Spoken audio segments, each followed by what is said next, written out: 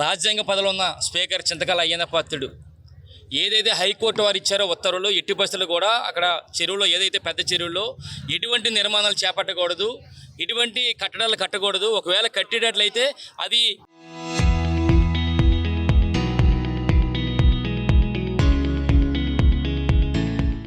Court ముందు ఉంచిన తర్వాత పర్మిషన్తో చేయాలని చెప్పడం జరిగింది.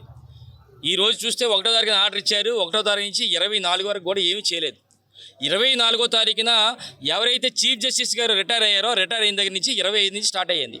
25 స్టార్ట్ చేశారు, 26 స్టార్ట్ చేశారు, 27 నిన్న ఏదైతే లోడ్లు వచ్చినాయో మొత్తం అందుకే సిమెంట్ కానీ ఐరన్ కానీ అన్నీ కూడా ఇసుక కానీ వచ్చినప్పుడు వెంటనే ఫోటోలు అవి తీసి నిన్న స్పందనలో నేను కలెక్టర్ గారికి, ఎస్పీ గారికి కంప్లైంట్ చేశాను. నేను సరే ఎలా జరుగుతుంది, కోర్టు ఉత్తర్వులు ఉన్నప్పుడు కూడా ఎలా జరుగుతుందని చెప్పి కూడా చెప్పడం జరిగింది.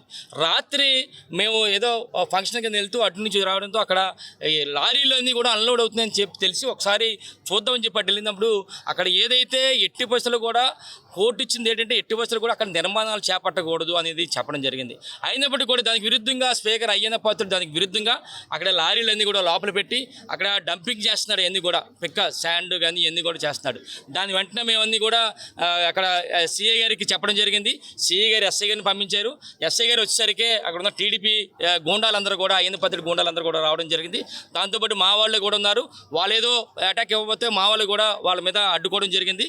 తర్వాత ఎస్ఐ గారు మమ్మల్ని కారులో పంపించే ప్రయత్నంలో మేము కారు ఎక్కి వస్తున్నప్పుడు వెనకాల అద్దాలు కూడా పగలగొట్టడం జరిగింది. అంటే ఇది ఏంటంటే అయ్యన్న పాత్రుడు ఏమనుకున్నాడు అంటే ఎలాగా మేమే కదా ఉన్నాం, స్పీకర్ కదా, అధికారం ఉంది కదా, ఏం చేసినా పర్లేదు అనుకున్నాడు. 2 సంవత్సరాలు చూసాం. ఈ 2 సంవత్సరాలు కూడా మరో 3 సంవత్సరాలు కూడా చూస్తాం. చూసిన తర్వాత జగనన్న ముఖ్యమంత్రి అయిన వెంటనే ఏదైతే నువ్వు అరాచకాలు చేసావో, ఏదైతే గూండాయిజం చేసావో అవన్నీ కూడా వడ్డీతో సహా చట్టపరంగా ఇచ్చేస్తామని చెప్పి అయ్యన్న పాత్రుడు చెప్పడం జరుగుతుంది. కేవలం అయ్యన్న పాత్రుడు కేవలం వాళ్ళ కొడుకు ప్రమోషన్ గురించి ఇదంతా కార్యక్రమం ఏంటంటే వాళ్ళ తమ్ముడు ఈ నెలగా రిటైర్డ్ అయిపోయాడు కనుక వాళ్ళ పెద్ద కొడుకుని ప్రమోట్ చేయాలంటే ఒక సృష్టి క్షేత్రం అని చెప్పి ఒక టైటిల్ పెట్టాడు. టైటిల్ పెట్టి ఎవరిదంటే చెరువు, అది ప్రభుత్వానికి చెరువు. మరి అక్కడ ఉన్న విగ్రహాలు కానీ, చుట్టూ విగ్రహాలు కానీ ఎవరంటే స్పాన్సర్డు జిఎంఆర్ వాళ్ళు. జిఎంఆర్ వారి దగ్గరికి వెళ్ళి తండ్రి కొడుకులు వెళ్ళి అక్కడ ఆయన దగ్గర స్పాన్సర్, అంటే స్పాన్సర్ ఏమో జిఎంఆర్, చెరువు ఏమో ప్రభుత్వాన్ని, వీళ్ళేమో షో చేస్తారు తండ్రి కొడుకులు ఇద్దరు.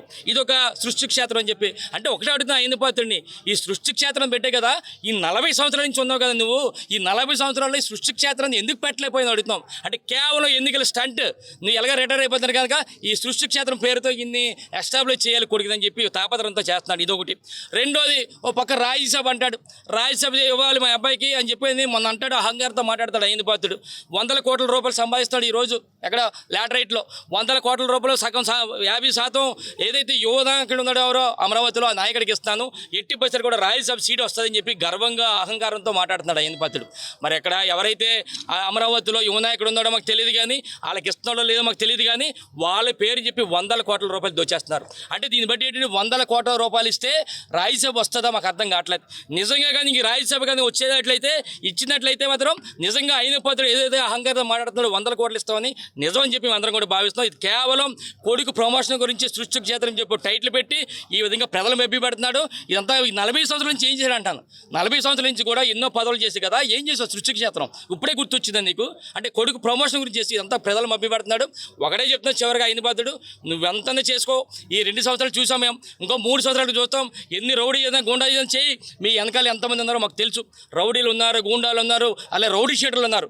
వీళ్ళందరికీ కూడా 3 సంవత్సరాలు అయిన తర్వాత జగనన్న ముఖ్యమంత్రి అయిన మరుక్షణం కూడా నీకు వెంటనే చట్టపరంగా వడ్డీతో సహా చెల్లిస్తామని చెప్పి మీ ద్వారా తెలియపరచడం జరుగుతుంది. కోర్టు పరిధిలో ఉన్నప్పుడు మేము ఏదైతే కోర్టుకి కూడా ఆధారాలు కావాలి ఉన్నప్పుడు మేము ఏం చేసామంటే రోడ్డు మీద పెట్టి వీడియోస్ తీస్తూ సీఏ గారికి కంప్లైంట్ చేసాం. ఫస్ట్ ఫోన్లో సీఏ గారికి కంప్లైంట్ చేసి ఇక్కడ జరుగుతుంది, ఇక్కడ లోడ్లు వెళ్ళినాయి, ఎట్టి బస్సులు కూడా వెళ్ళకూడదు, మీరు వెంటనే ఎవరైనా పంపించండి అంటే వెంటనే పంపించారు. ఈ లోపు మేము షూట్ చేసుకున్నాం అన్నీ కూడా. ఈ లోపేమో వాళ్ళందరూ కూడా రావడం జరిగింది. అంతే తప్ప మేము ముందుకు ఇంటిమేట్ చేసాం సీఏ గారికి. సెక్యూరిటీ గార్డ్ అది ఏమన్నా అయ్యన్న పాత్రుడు, అది ఏమన్నా చెరువు సొంతంగా అయ్యన్న పాత్రుడిది అయితే, ప్రైవేట్ది అయితే ఆయన సెక్యూరిటీ పెట్టుకుంటాడు. సెక్యూరిటీకి సంబంధం అక్కడ అంటాను. ఇది ప్రభుత్వం చెరువు, ప్రభుత్వానికి ఎవరు సెక్యూరిటీ నాకు అర్థం కావట్లేదు. ఇది అయ్యన్న పాత్రుడు సొంత చెరువు అయితే సెక్యూరిటీ ఉంటాడు, సెక్యూరిటీ చేసి పెట్టించాడు సంతకం. ఏంటిది ఆడికి ఏంటి సంబంధం నాకు అర్థం కాదు. ఇది సొంత చెరువు అయ్యన్న పాత్రుడు సెక్యూరిటీ పెట్టుకోవడానికి. ఇది కేవలం ఏదో ఒక మా మీద బురదలని చెప్తున్నాడు. ఎన్నన్నా చేసుకో ఈ 3 సంవత్సరాలు, రాబోయే రోజులు మాత్రం జగన్ వచ్చింది మాత్రం బుద్ధి చెప్తాం మీకు అయ్యన్న పాత్రుడు గ్యారెంటీగా.